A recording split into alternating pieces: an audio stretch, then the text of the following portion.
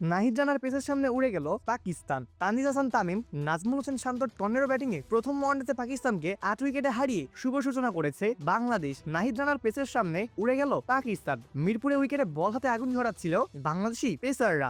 এতদিন স্বপ্নেই এমন কল্পনা করেছেন বাংলাদেশি ক্রিকেট সমর্থকরা, এবার ধরা দিল তা বাস্তবে। শুরুতে রানার গতির ঝড়ের পর ব্যাট হাতে তানজিদ তামিম, নাজমুল হোসেন শান্ত টর্নেডো ব্যাটিংয়ে প্রথম ওয়ানডেতে পাকিস্তানের 8 উইকেট হারিয়ে শুভ সূচনা করেছে বাংলাদেশ। মিরপুর শেরেবাংলা ন্যাশনাল ক্রিকেট স্টেডিয়ামে আগে টস জিতে পাকিস্তানকে ব্যাটিংয়ে পাঠায় বাংলাদেশ। দুই ওপেনার সাইফজাদা ফারহান এবং মাস সাদাকাত শুরু থেকে দেখে শুনে খেলেছেন। 10 ওভারে ওপেনিং জুটিতে এসেছে 41 রান। 10ম ওভারে একদম শেষ বলে গিয়ে আউট হন সাইফজাদা ফারহান, তাকে ফেরান নাহিদ রানা। 38 বলে 27 রান করে শাসি করে ফিরেছেন পাকিস্তানি ওপেনার।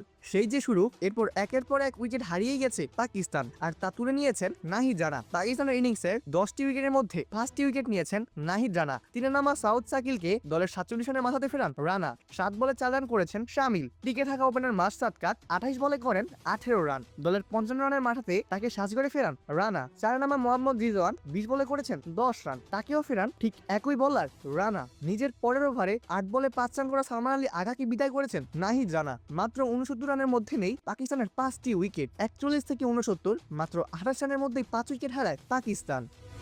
উইকেটের মিছিলে এরপরে যোগ দেন অধিনায়ক মেহেদী হাসান মিরাজ। 6 বল খেলে রানের খাতা খোলার আগেই আব্দুল সামাদকে ফেরান মেহেদী হাসান মিরাজ। 13 বলে 4 রান করা হোসাইন তালাতকে দলের 77 রানের মাথায় সাজ করে ফেরান অধিনায়ক মিরাজ। সুবিধা করতে পারেননি শাহিন শাহ আফ্রিদিও। 4 বলে করেছেন মাত্র 4 রান। বিদায় নেন অধিনায়ক মিরাজের বলেই। শেষ দিকে প্রায় একাই লড়ে গেছেন ফাহিম আশরাফ। চাপের মুখে দারুণ কিছু শট খেলেছেন এবং কিছু গুরুত্বপূর্ণ রান বের করেছেন।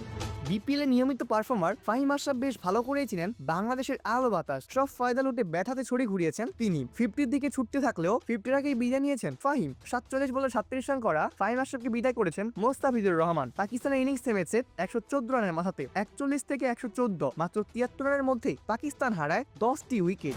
বাংলাদেশের হয়ে 5টি উইকেট নিয়েছেন নাহিদ রানা। 3 উইকেট নিয়েছেন অধিনায়ক মেহেদী হাসান মিরাজ। 1টি উইকেট নেন তাসকিন আহমেদ এবং অভিজ্ঞ মোস্তাফিজুর রহমান।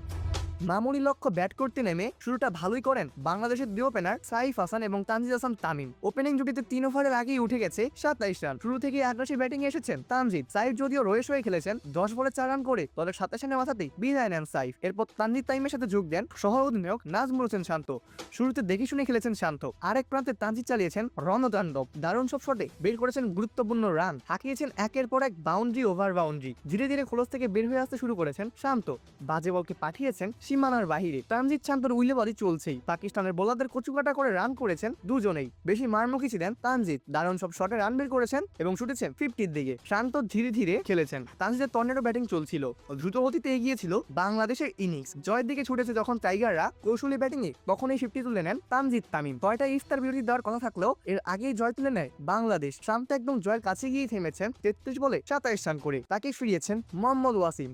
এরপর তানজিদের সাথে যোগ দেন দলে ফেরা লিটন দাস। 6 বলে 3 রান করে ক্রিজে টিকেছিলেন লিটন। আরেক প্রান্তে 42 বলে 67 রান করে অপরাজিত ছিলেন তানজিদ হাসান তামিম। 209 বল হাতে রেখে 8 উইকেটের সহজ জয়লাভ করে বাংলাদেশ। পাকিস্তানের হয়ে 1টি উইকেট নিয়েছেন শাহিন শাহ আফ্রিদি এবং মোহাম্মদ ওয়াসিম। দারুণ এই দাপুটে জয়ের ফলে 3 ম্যাচের ওয়ানডে সিরিজে 1-0 ব্যবধানে এগিয়ে গেল বাংলাদেশ ক্রিকেট দল। সিরিজের বাকি 2 ম্যাচ 13 এবং 15ই মার্চ। অপূর্ব দাস, ব্লেভার্স নিউজ।